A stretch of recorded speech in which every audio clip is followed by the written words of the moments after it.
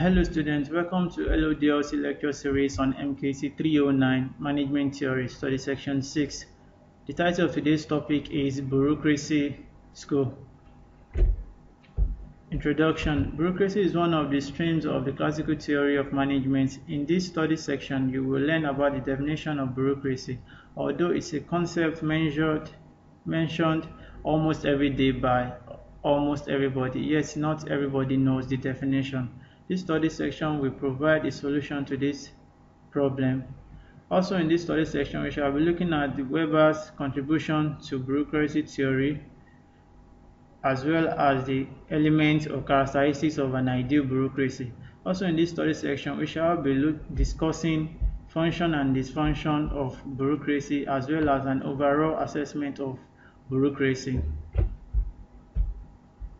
Outline of study section. Since when you have studied this section, you should be able to 1. Define and explain bureaucracy and its elements, discuss the contribution of Weber to bureaucracy theory, 3. Explain the function and dysfunction of bureaucracy, 4. Explain the criticism of Max Weber ideal bureaucracy. Definition of bureaucracy. Bureaucracy is a management approach that emphasizes a structured organization in which positions and authority are defined according to formal rules. Elements of ideal bureaucracy. Ideal bureaucracy comprises of the following elements: 1. Hierarchy, 2. Professional qualification, 3. Career aspects, 4. Systems of rules, 5. Rational legal authority, 6. Record keeping. Explaining these elements one after the other, starting with hierarchy. The organization is highly structured by a hierarchy of authority. Each position covers an area for which it has complete jurisdiction. Each position is responsible for the activities that can best perform and supervise.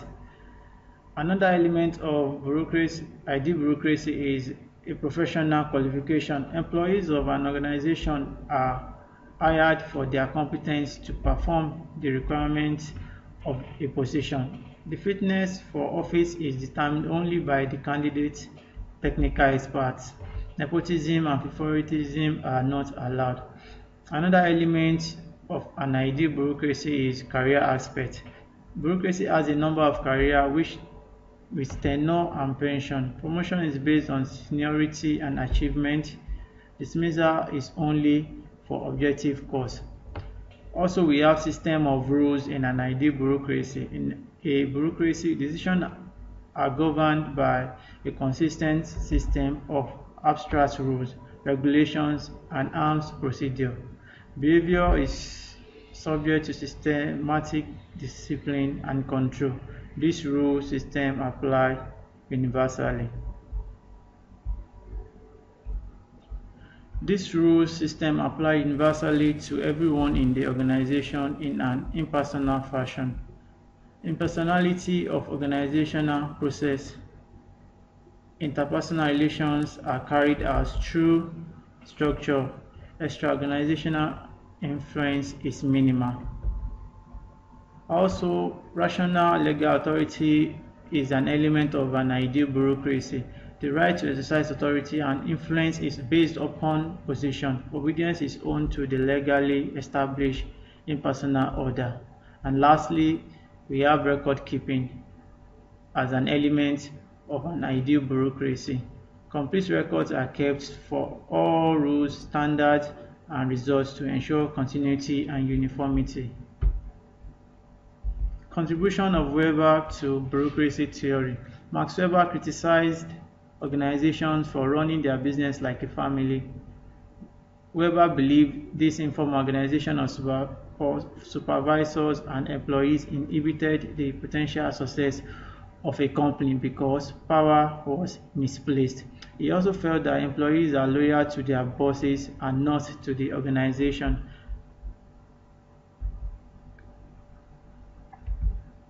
Weber believed in more formalized, rigid structure of organization known as bureaucracy. This non-personal view of organizations followed a formal structure where rules, formal legitimate authority, and competence were characteristics of appropriate management practices. He believed that a supervisor's power should be based on an individual's position within the organization, his or her level of professional competence, and the supervisor adherence to explicit rules and regulations.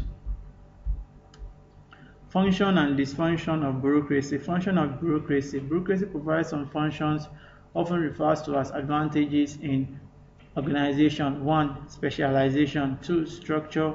3. Predictability and stability. 4. Rationality and partial democracy. 5. Democracy. Explaining these functions and advantages one after the other, starting with specialization. Bureaucracy makes it possible to achieve increase in productivity through specialization. Bureaucracy allows one expert to specialize in those areas where he is expert. Second advantage is structure. Bureaucracy provides form of an organization by structuring it, in which the duties of each position are described. The structure provides a logical relationship of activities. Next is predictability and stability. The rules, regulations, structure, professional aspect, and other elements of bureaucracy enables it to provide predictability and stability to an organization. The next one is rationality and partial democracy. In a bureaucracy, judgments are made according to objective and generally agreed upon criteria, not by whim, caprice, or patronage. According to Weber, the rational organization rests on a belief in the legality of pattern of normative rules and the rights of those elevated to authorities under such rules to issue command.